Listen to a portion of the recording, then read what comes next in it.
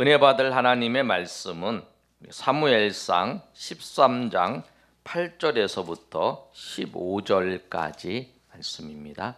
사무엘상 8절에서부터 15절까지 말씀. 우리 한 절씩 우리 구약성경 427면에 있습니다. 우리 한 절씩 교독하겠습니다. 8절 제가 읽습니다. 사울은 사무엘이 정한 기한대로 이레 동안을 기다렸으나 사무엘이 길갈로 오지 아니하매 백성이 사울에게서 흩어지는지라. 사울이 이르되 번제와 목제물을 이리로 가져오라 하여 번제를 드렸더니 번제 드리기를 마치자 사무엘이 온지라. 사울이 나가 맞으며 문안하매 사무엘이 이르되 왕이 행하신 것이 무엇이냐 하니 사울이 이르되 백성은 내게서 흩어지고 당신은 정한 날 안에 오지 아니하고 블레셋 사람은 믹마스에 모였음을 내가 보았으므로 이에 내가 이르기를 블레셋 사람들이 나를 치러 길갈로 내려오겠거늘 내가 여호와께 은혜를 강구하지 못하였다 하고 부득이하여 번제를 드렸나이다 하니라. 사무엘이 사울에게 이르되 왕이 망령되이 행하였도다. 왕이 왕의 하나님 여호와께서 왕에게 내리신 명령을 지키지 아니하였도다. 그리하였더라면 여호와께서 이스라엘 위에 왕의 나라를 영원히 세우셨을 것이거늘 지금은 왕의 나라가 길지 못할 것이라. 여호와께서 왕에게 명령하신 말을 왕이 지키지 아니하였으므로 여호와께서 그의 마음에 맞는 사람을 구하여 여호와께서 그를 그의 백성의 지도자로 삼으셨느니라 하고 사무엘이 일어나 길갈에서 떠나 베냐민 길가로 올라가니라. 사울이 자기와 함께 한 백성의 수를 세어보니 600명 가량이라. 아멘. 오늘 말씀의 제목 한번 읽어보겠습니다. 시작. 믹마스 전투. 사울이 이스라엘의 통일 왕국의 첫 번째 왕이 사울입니다. 두 번째 왕이 다윗, 세 번째가 솔로몬이에요. 근데 첫 번째 왕인 이 다윗, 이 사울이 전쟁을 치르는데 한 번은 암몬과의 전쟁을 치르고 두 번째는 이 믹마스 전투를 치르는데 이 믹마스 전투는 언제냐면 블레셋과의 전투를 취하는 그 장면입니다. 그런데 이 그 믹마스 전투를 행하는 이 사울에게 있어서 이 사울이 전쟁에 그 발발을 해서 전쟁을 겪는 그 과정 속에 그는 자기 왕조와 또 인생에 있어서 큰 위기 상황을 맞게 됩니다. 그런데 그 위기 상황을 맞게 되었을 때에 이 사울이 위기 상황을 어떻게 행했는가, 어떻게 대처했는가의 모습을 보면서 우리가 이 시간 삶의 자리에서 위기와 그 고난이 우리 가운데 생겼을 때에 우리가 어떻게 해야 될지 교훈을 삼는 시간 되시기를 예수님의 이름으로 축복합니다. 사울이 닥친 상황은 어떠했냐면 사울이 닥친 상황은 정말로 위급하고 정말 힘든 상황이 그 사울이 닥친 상황입니다. 오늘 본문의 말씀을 보면 3절에 뭐라고 기록되어 있냐면 15장 오늘 본문 말씀을 13장 3절에 보면 요나단이 게바에 있는 블레셋 사람의 수비대를 침해 이렇게 기록되어 있어요. 요나단은 사울의 아들이에요. 근데 사울의 아들인 이 요나단이 블레셋을 공격을 했어요. 근데 블레셋의 어디를 공격하냐면 수비대를 공격했어요. 여러분 이 내용을 잘 생각하실 때 어떻게 생각하시냐면 우리나라가 일제에 그 압제에 있었어요. 그리고 일제의 총독부가 이제 와서 우리나라를 이제 다스린다고 생각을 해요. 그런데 그 총독부에 그 수비대가 있는 거예요. 그리고 이제 블레셋의 수비대가 이 블레셋이 다 이스라엘 전체를 통괄하고 다스리고 있었다고 보면 돼요. 그래서 수비대가 어디에 있냐면 게바에 수비대가 있는 거예요. 그 수비대가 있는데 이 사울이 왕이 되었어요. 사울이 왕이 되어서 행한 행동을 보면 그 전까지 군대는 어떤 형태였냐면 전쟁이 일어나면 이 나팔을 불어요. 나팔을 불면 백성들이 다 모이기 시작하는 거예요. 모여서 이제 그 사람들을 데리고 전쟁하러 나갔어요. 근데 사울부터 시작해서 무엇을 만들었냐면 상비군을 만들었어요. 우리 이제 군인들 있잖아요. 우리가 이제 예비군은 동원하면 이렇게 딱 모이잖아요. 그런데 이 군인들은 항상 이렇게 대기하고 있잖아요. 그게 상비군이에요. 그래서 상비군이 어느 정도였었냐면 2절에 있는 것처럼 3,000명이 있었어요. 2,000명은 어디에 있었냐면 사울이 그 믹마스의 주둔에 있고 그 다음에 1,000명은 요나단이 2절의 말씀처럼 그 어디에 있냐면 기브아의 주둔에 있어요. 근데 기브아의 주둔에 있던 그 요나단, 사울의 아들인 그 요나단이 게바에 있는 블레셋 사람들을 친 거예요. 그러니까 이 친 것이 우리가 전쟁할 때에 그냥 나라가 있는데 그냥 이렇게 붙은 거다 이렇게 생각한 게 아니라 지금 이제 블레셋이 이스라엘을 거의 통치하고 있는 상황 속에서 이렇게 친 거라는 거예요. 그런데 이 요나단이 블레셋을 공격한 이후에 사울이 취한 행동이 뭐냐면 나팔을 불었어요. 3절의 말씀을 보면 요나단이 게바에 있는 블레셋 사람의 수비대를 치매 블레셋 사람이 이를 들은지라 사울이 온 땅에 나팔을 불어 이르되 히브리 사람들은 들으라. 나팔을 불었어요. 나팔을 부르면 백성들이 쫙 모이는 거예요. 근데 백성들이 이 나팔을 불었을 때 들으면서 모일 때에 우리가 왜 모이지? 우리가 왜 나팔이 불렸지? 왜 모이지? 하고 이제 궁금해서 나올 때에 그 소식을 다 들은 거예요. 그 소식이 어떤 소식이냐면 4절이에요. 4절이 뭐냐면 온 이스라엘이 사울이 블레셋 사람들의 수비대를 친 것, 그걸 들은 거예요. 그리고 또 하나가 이스라엘이 블레셋 사람들의 미움을 받게 되었다 함을 들은 거예요. 들어서 이제 모이게 된 거예요. 그런데 여러분, 지금 사울은 어디 와 있냐면 기브아에 있었어요. 근데 사울이 어디 있냐면 지금 보시는 본문의 그 말씀을 보면 믹마스에 있어요. 그리고 기브아에 누구 있냐면 요나단이 있어요. 그 다음에 이스라엘 그 블레셋 사람들은 어디에 있냐면 게바에 있어요. 우리 PPT 한번 보여줘 보세요. 네. 보시면 저기 보시면 이제 어디가 되어 있냐면 게바라고 하는 데가 이제 그 블레셋 사람들이 지금 저기에 있는 거예요. 그 다음에 기브아에 있는 기브라고 하는 그 지역에 누가 있냐면 지금 요나단이 있어요. 그리고 믹마스라고 하는 지역에 누가 있냐면 지금 이 사울이 있어요. 그런데 기브아에서 이 파란색 게바를 공격을 했어요. 그래서 이제 믹마스에 있던 그 사울이 어떻게 했냐면 어디로 이 블레셋 사람들이 밑에서부터 저 아래 베토론부터 이렇게 올라오는 거예요. 올라와서 이제 하니까 이 믹마스에 있던 그 이 사울이 어디로 도망가냐면 길갈에 저 위에 밑에 길갈에 가서 이제 아래예요. 길갈에 가서 주둔해 있는 거예요. 그러니까 사람들이 거기서 모아들이는 장면이에요. 그럴 때에 이 블레셋 사람들이 어떻게 되냐면 그 게바를 쳤다고 하는 이야기를 듣고 이 베토론 밑에 있는 블레셋 사람들이 올라왔어요. 근데 올라왔을 때에 블레셋 사람들의 숫자가 어느 정도였냐면 블레셋 사람의 숫자가 5절 말씀입니다. 우리 5절 말씀 한번 다 같이 읽어보겠습니다. 자, 시작. 블레셋 사람들이 이스라엘과 싸우려고 모였는데 병거가 3만이요 마병이 6,000명이요 백성은 해변에 모래같이 많더라. 그들이 올라와 벳 아론 동쪽 아윈 믹마스에 진침해. 그들이 이제 어디로 왔냐면 믹마스에 와서 진쳤어요. 그런데 여러분 보세요. 비교를 해보면 블레셋 사람들의 병거가 얼마냐면 3만이라 그랬어요.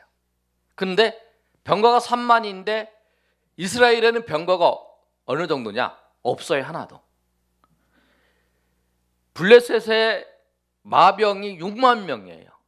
그런데 이스라엘의 마병은 얼마냐면 한 명도 없어요.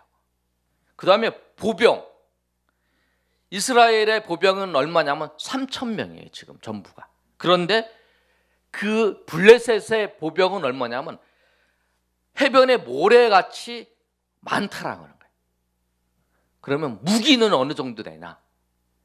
무기는 이스라엘은 청동기예요. 그리고 블레셋은 철기예요. 철기를 다윗이나 그 지도자만이 철기 무기를 갖고 있었어요. 그런 상태였어요. 쳐들어오는데 그렇게 와서 딱 쳐들어오게 된 거예요. 이런 블레셋의 강한 군대를 알기 때문에 이 사울이 백성들을 나팔을 불어서 백성들을 모은 거예요. 이렇게 모으게 된 거예요. 그랬는데 이 블레셋 사람들이 mikmas로 사울이 지둔해 있던 그곳에 딱 왔을 때에 사람들은 어떻게 반응을 보이냐면 6절 말씀이에요. 우리 6절 한번 읽어볼까요? 시작. 이스라엘 사람들이 위급함을 보고 절박하여 굴과 수풀과 바위 틈과 은밀한 곳과 웅덩이에 숨으며, 그들이 이 mikmas에 올라왔을 때에 어디로 가냐면 위급한 걸 아는 거예요. 그래서 절박하여 굴과 수풀과 바위 틈과 은밀한 곳, 웅덩이에 다 숨어버린 거예요. 쉽게 얘기하면 그들이 mikmas에 와서 딱 지도를 하자마자 백성들은 다 흩어져 가지고 다 숨어버리는 거예요. 숲으로 숨고 그 다음에 굴로 숨고 바위 틈에 숨고 다 숨어버렸어요. 그리고 난 다음에 또 7절 한번 읽어보겠습니다. 시작. 어떤 히브리 사람들은 요단을 건너 갓과 길르앗 땅으로 가되, 그 다음에 이 숨지 않은 사람들은 어떻게 되냐면 우리 PPT 한번 보여보세요. 숨지 않은 사람들은 그 앞에 거, 숨지 않은 사람들은 길갈에 있던 사람들이 어디로 가냐면 요단강을 건너버려요. 강 건너서 그 갓과 길르앗 땅으로 가버려요.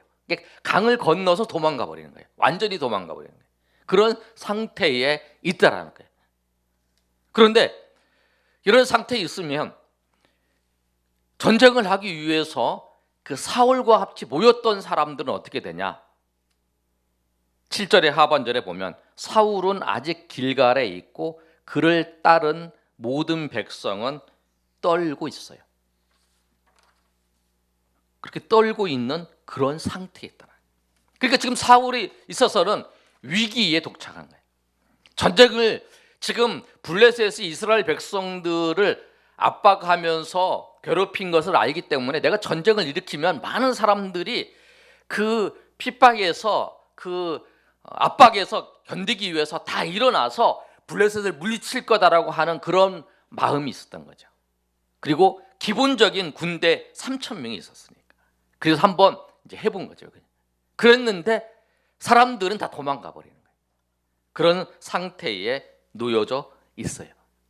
그래서 사울이 닥친 환경이 엄청 힘들고 어려운 상황, 그리고 자기가 생각했던 기대했던 대로 일어나지 않는 그런 상태가 놓여져 있었다는 거예요. 근데 여러분, 중요한 게 있어요.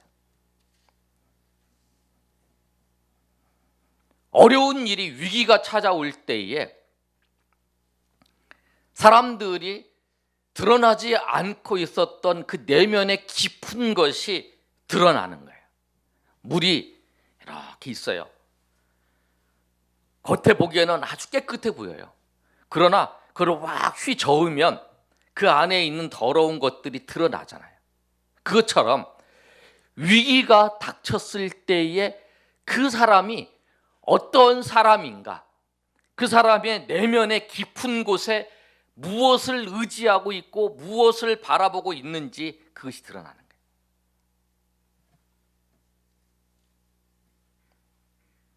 오늘 사울이 위급한 일을 닥쳤을 때에 그에게 다가온 유혹이 있었어요. 그 유혹이 뭐냐면 타협하는 거, 요령을 하고 싶은 그 유혹이 있어요. 우리에게도 똑같아요. 위기가 찾아오면 유혹이 그거예요. 빨리 이 상황을 벗어나야겠다. 그래서 오늘 이 사울에게도 그런 위기가 찾아온 거예요. 본문의 말씀을 보면 8절에 사울은 사무엘이 정한 기한대로 7일을 기다렸어요. 그러나 사무엘이 길갈로 오지 아니하는 거예요. 여러분, 사무엘이 사울한테 7일을 기다리라고 한 이야기는 이 이야기만 있는 게 아니에요. 사무엘상 10장 10절에 보면 사울이 그 사무엘에게 기름 부음을 받고 난 다음에 사울에게 사무엘이 뭐라고 얘기하냐면 10장 10절에 이렇게 말씀하고 있어요. 너는 나보다 앞서 길갈로 내려가라. 내가 내게로 내려가서 번제와 화목제를 드리리니 내가 내게 가서 내가 행한 것을 가르칠 때까지 7일 동안 기다리라. 기름 부음을 받고 난 다음에 길갈에 가서 7일 동안 기다리면서 번제와 화목제를 준비하라라고 했을 때에 그때는 아마 나를 기름 부어서 왕으로 삼았으니까 하는 기대감을 가지고 기다렸을 거예요. 기쁜 마음으로. 그런데 오늘 본문에 있는 것처럼 백성들은 다 숨고 그 다음에 백성들은 강 건너까지 도망가고 나와 같이 전쟁을 해야 될 그 백성들이 두려워서 떨고 있고 그리고 그 사무엘이 7일 동안의 정한 시기에 오지 않을 때 떨고 있던 그 백성들이 흩어지는 그 모습을 보고 있어요. 그랬을 때에 사울이 어떻게 했는가? 이 백성들을 떠는 것을 잠재우고 싶은 거예요. 그래서 이 사울이 이제 제사를 지내는 것을 가져오라 그러는 거예요. 그리고 제사를 지내요. 유급할 때 우리는 요령을 부립니다. 유급할 때 요령을 부려요. 그런데 이 유급할 때에 정말 자신이 어떤 건지 자신의 상태가 어떤 것인지 드러나 보이는 거예요. 사울은 무엇을 원했냐면 이 제사를 지내는 것이 사무엘상 7장에 보면 블레셋이 처음으로 1차적으로 쳐들어왔을 때에 미스바에서 블레셋이 쳐들어왔을 때에 그 사무엘이 한 일이 뭐냐면 기도하면서 하나님 앞에 기도하는 장면이 있어요. 번제를 드리고 화목제를 드리면서 하나님 앞에 기도를 해요. 그런데 사람들이 계속 블레셋 사람들이 미스바까지 올라오는 데까지 그가 이제 계속 하고 있는 거예요. 기도를. 그런데 하나님께서 그 기도를 들으시고 우레를 내리셔서 블레셋을 물리치신 사건이 있어요. 그게 여러분이 아시는 에벤 에셀의 사건이에요. 그것을 그들이 경험을 하고 알고 있어요. 그래서 사무엘이 여기 와서 길갈에서 번제를 드리면 화목제를 드리면 하나님께서 함께 하시고 이 전쟁에 승리하실 것이다 라고 하는 그 생각이 있었던 거예요. 사울에게 있어서 가지고 있는 생각이 뭐냐면 전쟁의 승리예요. 하나님을 이용해서 전쟁에 승리하기를 바란 거예요. 사무엘을 이용해서 전쟁에 승리하래. 그래서 이 번제를 드려서 승리하는 거예요. 그래서 오늘 이 사울이 사무엘이 와서 제사를 지내야 되는데 자기가 그 제사를 드리기 시작한 거예요. 백성이 흩어지는 걸 보고 그렇게 해서 한 거라. 그래서 여러분 우리가 위기가 찾아올 때에 우리가 하는 모습이 뭐냐면 그거예요. 이것을 넘어갈 수 있는 그 상황, 그것이 우리 가운데 그 유혹이 있어요. 그 요령을 보여서 쉬운 것을 선택하려고 하는 그런 마음들, 그것이 우리 가운데 있어요. 근데 그것을 내려놔야 돼. 그것을 내려놔야만이 된다는 거예요.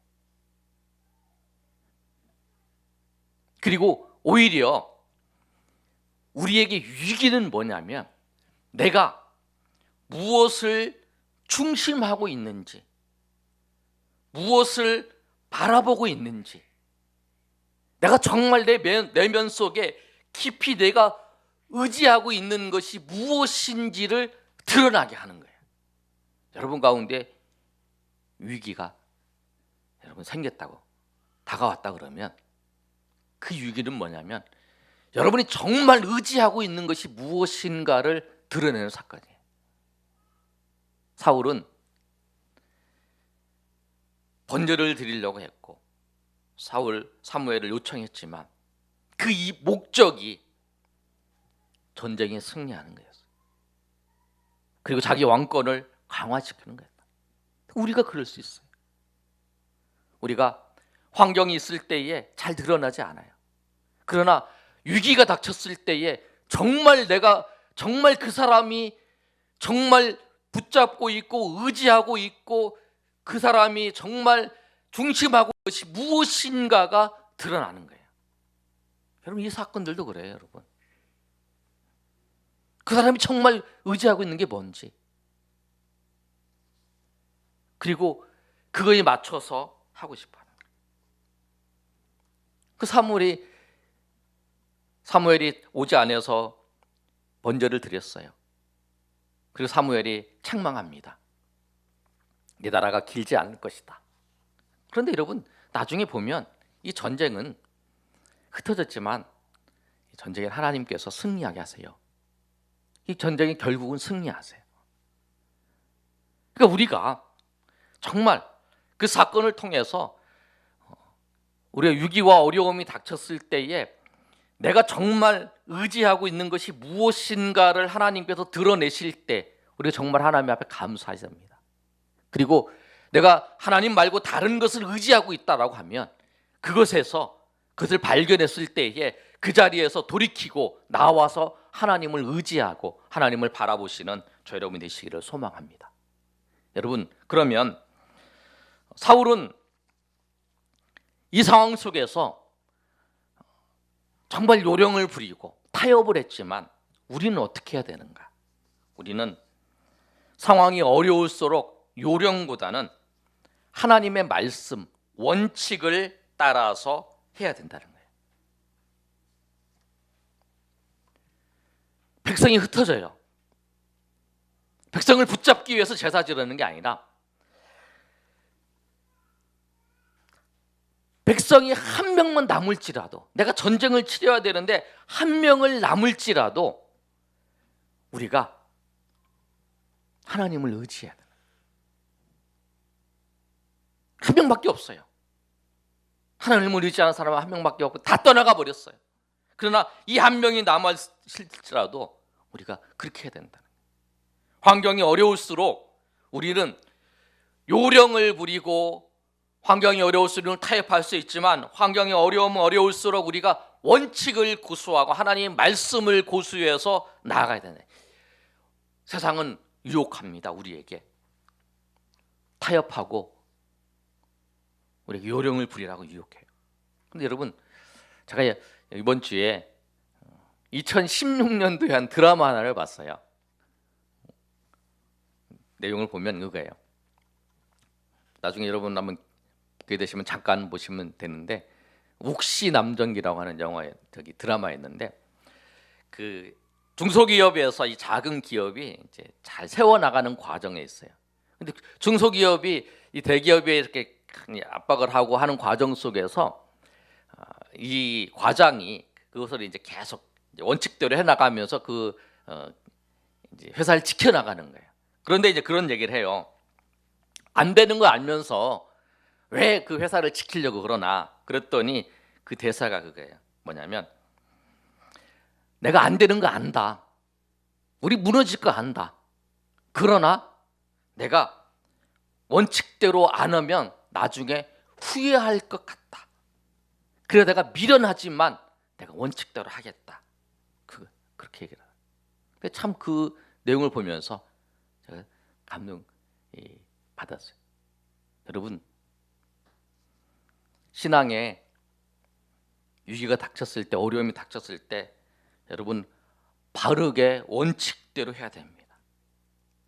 실패하더라도 그 후회하지 않아요. 그러나 내가 하지 아니하고 포기하면, 그리고 요령대로 하면 나중에 후회하게 돼요.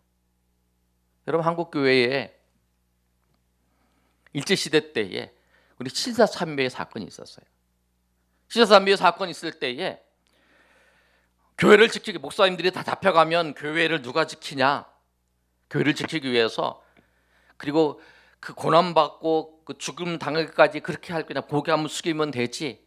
그리고 더 교회를 위해서, 한국 교회를 더 부흥시키기 위해서 더 수고하고 애쓰지 않냐? 그러면서 미련한 사람이라고 다 고개 숙이는데 당신은 안 그런다고 그렇게 얘기를 했어요. 그러면서 그 신사참배를 안 한다고 고문당하고 죽어간 사람도 있잖아요. 우리 주기철 목사님도 그랬어요. 사람들이 그 당시에는 미련한 것 같이 보여도 나중에 사람들이 평가할 때는 그분이 순교자라고 그렇게 하는 거예요. 원칙대로 해야 돼요. 원칙대로 아는 것은, 하나님 말씀대로 아는 것은, 여러분 요령 부리는 것은 나중에 후회하게 돼요. 그러나 요령 부리지 않고 말씀대로 하다가 지더라도, 그게 승리하는 거라는 거예요. 아멘. 그게 승리하는 거예요. 사울이 믿음이 있다면 그랬을 거예요. 하나님, 전쟁에 승리하는 게 아니라 내가 이 전쟁에서 내가 지더라도 하나님이 뜻이면 내가 지는 것을 받아들이고, 내가 지를 때 정말 믿음의 사람같이 질 수 있도록, 믿음의 사람같이 넘어질 수 있도록, 믿음의 사람같이 쓰러질 수 있도록, 내가 그렇게 감당할 수 있도록 믿음을 달라고. 그리고 우리가 하나님의 은혜 가운데서 전쟁을 시작했지만 전쟁의 모든 승패는 하나님께 달렸으나 하나님의 인도하심 가운데 내가 나가서 우리가 합시다, 믿음을 가지고 나갑시다, 모든 것이 하나님의 뜻 달렸습니다 라고. 그리고 우리가 한 명이 아니라 두 명이 상관없이 하나님의 믿음에 따라서 우리가 나갑시다, 그렇게 했을 거예요. 했어야 되는 거예요. 우리가 그런 거예요, 여러분. 한국 교회가 지금 도전을 받고 있어요. 그 당시에는 일제 시대 때에는 이계명에든 우상을 섬기지 말라, 우상에 절하지 말라, 그 기단 도전이었지만 지금 코로나19를 보면서 저는 그런 생각이 들어요. 지금은 사계명인 안식일을 거룩하게 지켜야 되는 그 도전 같아요. 그 도전 속에서 그래도 믿음으로 살려고 노력을 해요. 여러분, 큰 교회에서 예배를 폐쇄했다고 해서 예배를 다 안 드리는 게 아니에요. 여러분 보시면 우리가 금요일 날 우리 교회에서 실시간으로 한다고 우리 방송 보고 얘기를 해서 준비를 하고 이렇게 보고 있는데, 하면서 다 교회가 그 시간에 실시간으로 다 방영하더라고. 찬양하는 사람 나와 찬양하고, 목사님 설교하고, 또 주일날 문 닫아놓고 예배를 드리면 큰 교회에서는 방송실 관계자 나와서, 또 목사님들, 그 교육자들 나오고 장로들 나와서 성도들은 다 못 오게 오더라도 그래도 예배는 지키고 있어요.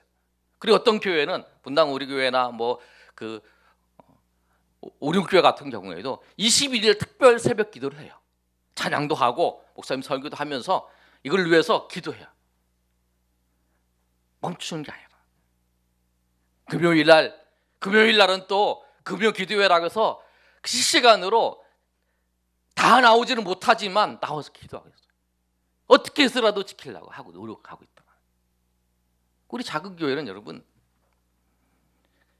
문자 여러분 다 받으셨죠? 가정에서 예배드려요. 우리 가정하고, 우리 김성환 목사님 가정하고, 우리 동혁이 우리 아들 친구하고, 우리 집사님하고, 우리 다 가족 같아요. 지난주에도 그렇고 몇 명 하고. 그래서 여러분, 우리가 어려운 일이 있을 때 하나님의 말씀이 무엇을 말씀하고 있는가를 우리가 생각해야 돼요. 그리고 그 말씀대로 안 하고 타협한 부분은 여러분 인생 속에서 우리가 내가 그때 그렇게 할 걸. 정말 그런 생각이 들어요. 이번 상황들을 보면서 그 하나님께서 우리의 믿음을 달아보시는 것 같아요. 벨사살 왕이 그 성전에 가져온 그 잔들을 마실 때에 메네메네 데겔 우바라시라고 써놨잖아요. 그 달아보시고 하나님께서 한 심판하시는 것처럼 정말 이 사태를 통해서 정말 하나님의 말씀대로 살려고 했던 사람들, 그리고 상황 속에서 하나님이 어떤가를 보시는 것 같아요. 이 사태는 벌어졌어요. 이유는 몰라요. 그러나 우리에게 닥쳐진 상황 속에서 우리가 정말 그 상황 속에서 믿음으로 정말 말씀으로 말씀대로 살려고 애쓰고 있는지, 그리고 주님을 바라보며 주님의 말씀대로 원칙대로 살려고 하고 있는지 주님께서 보시는 거예요. 그리고 그 주님께서 보실 때에 여러분이 여러분 삶의 자리에서 언제든지 항상 실패하고 내가 넘어지는 게 아니에요. 그게 중요한 게 아니라 여러분 항상 제가 강조하는 게 있잖아요. 말씀대로 원칙대로 하나님의 말씀대로 지는 것이 이기는 거라는 거예요. 내가 말씀대로 져야 돼. 그럼 거기 져야 돼. 거기 넘어져야 돼. 그런데 주님이 그 우리가 넘어지고 죽어 있는 자리에 일으키시고 하시는 능력의 분이시라는 거예요. 그리고 실패한 것 같고 넘어질 것 같은 그 주기철 목사님의 순교가 덧없는 죽음 같지만 그게 아니었다는 거죠. 그렇게 하나님께서 인도하신다는 거예요. 그래서 여러분 아시고, 여러분 항상 위기 속에서 요령을 부리지 마시고 위기 속에서 오히려 주의 말씀, 하나님이 뭐라고 말씀하는지, 세상의 소리가 아니라 하나님이 뭐라고 말씀하시는 그 말씀을 따라서 살아가시길 바랍니다. 거기에 소망이 있어요. 거기에 하나님의 은혜가 있습니다. 그래서 여러분 그런 저 여러분이 되시기를 예수님의 이름으로 축원합니다. 우리 시간 한번 찬양하고 기도하겠습니다. 동혁이 드럼 치지 말고 찬양하세요. 우리 모든 상황 속에서 가사를 생각한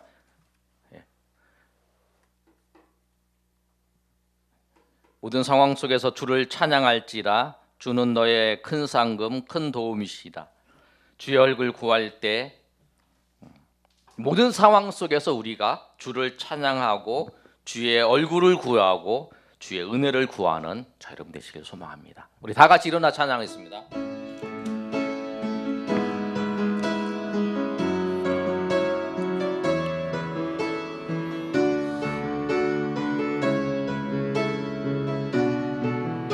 모든 상황 속에서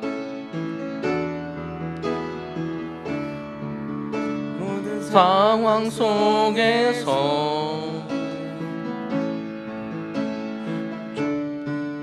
주를 찬양할지라.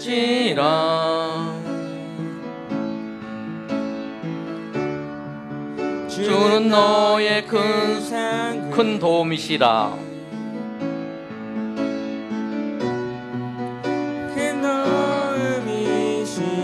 주의 얼굴 구할 때 주의 영을 부사. 주의 얼굴 구할 때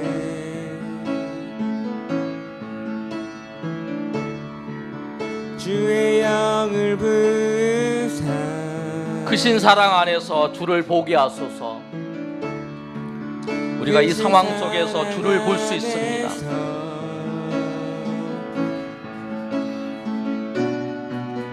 주를 보게 하소서. 내 영혼이 확정되고 내 영혼이 확정되고 확정되어 싸우니 믿음의 눈 들어 주를 바라봅니다. 내 영혼이 확정되고 확정되어 싸우니 믿음의 눈 들어 주를 바라봄. 내 영혼이 확정되고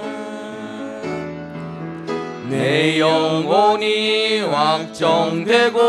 확정되어 싸우니 믿음의 눈 들어 주를 바라봅니다.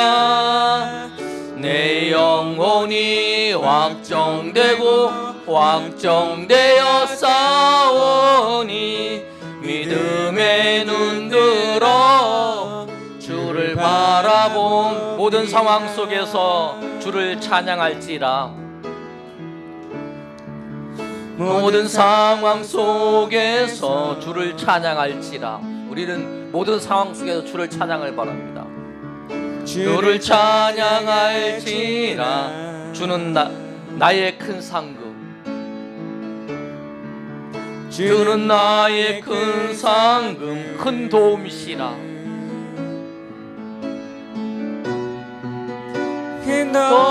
도움이시라. 주의 얼굴 구할 때, 주의 얼굴 구할 때 주의 영을 부사, 주의 영을 부사 그 신사랑 안에서, 그 신사랑 안에서 주를 보게 하소서. 주를 보게 하소서.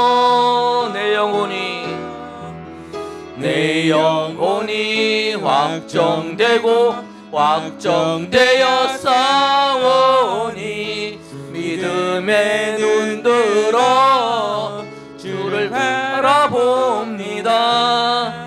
내 영혼이 확정되어 싸우니 믿음의 눈 들어 주를 바라봅니다. 아멘. 우리 시간 한번 기도할 때, 사울은 오늘 그 환난과 어려움, 그 위기 상황이 닥쳤을 때에 주의 말씀의 원칙을 따라서 살지 못했어요. 그런데 여러분, 원칙을 따라 살지 못했는데 번제를 드리자마자 사무엘이 다가오는 걸, 이 전쟁에 하나님께서 도와주셔서 승리하게 돼요. 여러분 삶의 위기가 닥쳤을 때, 여러분 우리 가운데 주의를 지키지 못하게 방해하며 여러분 삶의 위기가 있을 때에 여러분 어떻게 하십니까? 그때에 다른 사람의 소리가 아니라 주님께서 뭐라고 말씀하시는데, 주의 말씀을 따라서 우리가 그렇게 해도 욕을 먹고, 그렇게 해도 우리가 비난당하고, 그렇게 해도 넘어질지라도 우리가 그렇게 해야 돼요. 주의 말씀이면 이 상황이 내가 욕을 먹어야 되는구나, 이 상황에 내가 넘어져야 되는구나, 이 상황에 내가 쓰러져야 되는 걸 알면 내가 주의 말씀을 따라서 내가 그 자리에 쓰러져야 되고, 그 자리에서 비난받아야 돼요. 미련하다 말 들을지라도. 왜? 주님께서 말씀하시거든요. 여러분의 삶의 목표가 주님의 말씀을 따라 사는 거예요. 그렇게 살지 못한 거 하나님 용서해 주시고, 내가 삶의 자리에서 주의 말씀을 따라서 주의 인도하심 따라 살겠노라고 우리가 회개하면서 결단하면서 우리가 하나님 앞에 기도하겠습니다. 주여, 주여, 주여. 아버지, 우리를 불쌍히 여겨 주시옵소서. 삶의 자리에서 정말 그 원칙이 무너지며 주의 말씀이 이렇게 말씀하시는데, 삶의 자리에서 환경이 그랬을 때에 우리는 세상의 말 따라서, 세상의 소리를 따라서 내 마음이 흔들렸습니다. 아니 나도 그 길로 걸어갔습니다. 아니 처음에는 안 갔지만 결국에는 나는 그 길로 걸어갔습니다. 주님, 아니 저 사람도 그러는데, 아니 사울처럼 내가 부득이해서 하나님, 사울에게 내가 부득이하게 내가 제단을 드릴 수밖에 없었습니다. 내가 부득이하여 번제를 드렸나이다 라고 말했던 것처럼 당신도 나 같은 처지에 놓여보세요. 그럴 수밖에 없지. 나는 그래도 버텼습니다. 나는 저 사람은 못 버텼지만 나는 버텼습니다. 그러나 나는 버티다 못했습니다. 우리는 그렇게 얘기했습니다. 그러나 주님, 우리는 버티는 게 문제가 아니라 주님, 그 자리에서 우리가 넘어져야 된다면 우리가 주님 아버지 넘어지게 하시고, 주님이 그 자리에서 우리가 주님 때문에 비난받아야 된다면 그 자리에서 비난받게 하시고, 주님 때문에 우리가 그 자리에서 아버지 우리가 고통당해야 되려면 고통받게 하여 주시옵소서. 주님의 십자가를 지고 하나님의 은혜 가운데 나아가는 자가 되게 하시고, 정말 아버지 그 길에 소망이 있음을, 그 길에 아버지 기쁨이 있음을, 그 길에 아버지여 하나님의 은혜가 있음을 보며 우리가 주님이 아버지 나의 큰 상급이시고 주님의 얼굴을 구하며 주의 영을 부어주시는 그 은혜를 따라 살아갈 수 있도록 도와주시옵소서. 하나님, 우리 연약합니다. 세상의 소리, 사울처럼 그 백성들이 흩어져가는 모습을 보면서 우리도 사울처럼 그렇게 번제를 드렸다. 부디게 하여 나도 그랬습니다. 기다리고 기다려봤습니다. 그러나 안 돼서 나도 그렇게 했습니다. 우린 그렇게 합니다. 그러면서 저 사람은 바로 그랬지만 나는 끝까지 일주일 동안 나는 그래도 기다리다가 안 돼서 그랬습니다 라고 이렇게 얘기를 합니다. 주님, 우리에게 믿음을 주시옵소서. 우리가 넘어져야 될 자리라면 후회하지 않게 그 자리에서 넘어지게 하시고, 그 자리에서 주님을 바라보게 하시고, 넘어져서 고통스러울지라도 주님을 바라본 주님께서 그 자리에서 위로하시고 힘주시는 주님을 바라보며 나아갈 수 있도록 도와주시옵소서. 그래, 우리의 삶이 정말 후회하는 삶이 아니라 주님, 내가 주님의 말씀대로 살았습니다. 내가 성공하지 못하고 내가 다른 사람들보다 잘 살지 못했지만 그래도 삶의 자리에서 주님의 말씀을 지키면서 그래도 살았습니다라고 고백하며 나를 지금까지 인도하신 하나님을 찬양합니다라고 고백하며 나아가는 주의 백성들 되게 도와주시옵소서. 하나님, 이 코로나의 사태가 정말 하나님의 백성들이 정말 이 일들을 위해서 기도하지 않으면 더 길어질 수 있는 그런 마음이 듭니다. 주님, 정말 하나님의 백성들이 하나님 앞에 나와 기도하게 하시고 정말 기도의 자리에 아버지여 쉬지 않게 하셔서 정말 이 코로나의 모든 사태들이 종식될 수 있도록 인도하시고, 정말 하나님의 사람들이 정말 이 일들을 통해서 든든히 세워지는 역사가 있게 하여 주시옵소서. 이제는 우리 주 예수 그리스도의 은혜와 하나님 아버지의 크신 사랑과 성령의 교통하심이 오늘 모여 하나님 앞에 예배한 주의 백성들 머리 위에 이제부터 영원토록 함께 있을지어다. 아멘.